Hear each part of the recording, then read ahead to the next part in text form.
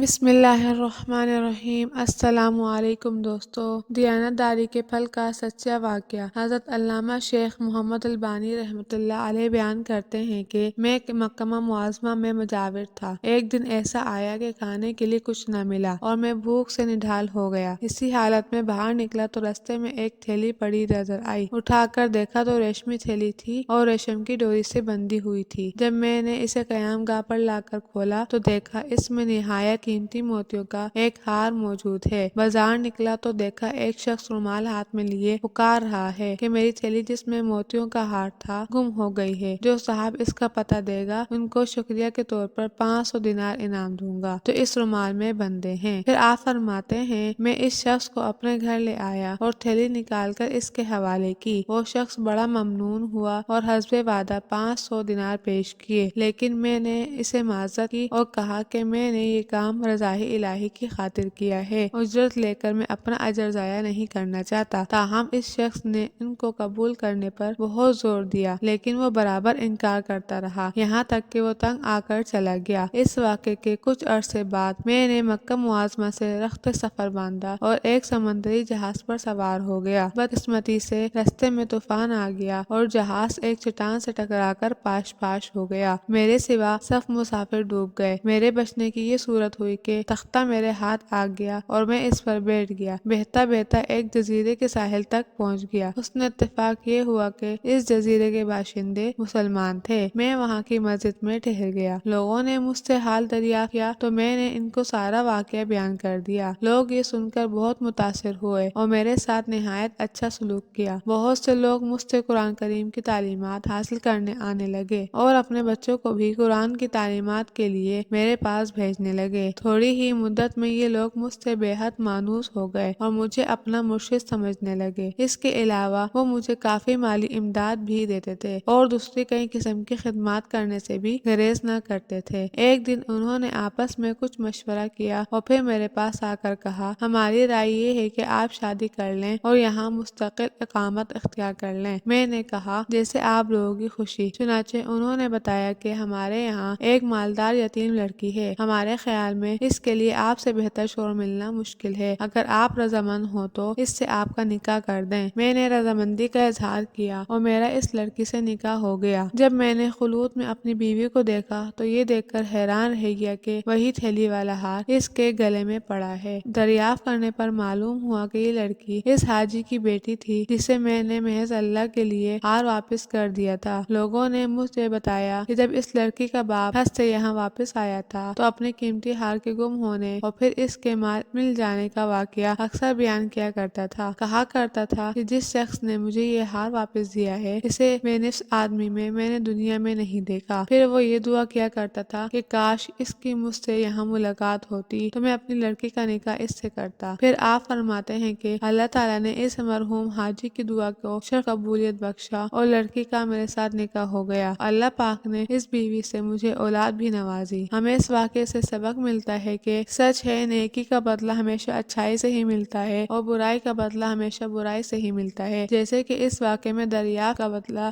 کیسا عظیم ملا۔ اللہ تعالیٰ نے دنیا میں ہی یہی دکھا دیا، جو امانت دار ہوگا اللہ تعالیٰ غیب سے اس کی مدد فرمائے گا۔ اللہ تعالیٰ ہمیں اس واقعے سے سبق حاصل کرنے کی توفیق عطا فرمائے، آمین۔ اگر آپ کو میری ویڈیو پسند آئی ہوگی تو میرے چینل کو لائک کریں، شیئر کریں اینڈ سبسکرائب کریں۔ جلد ہی نئی ویڈیو کے ساتھ ملوں گی انشاءاللہ۔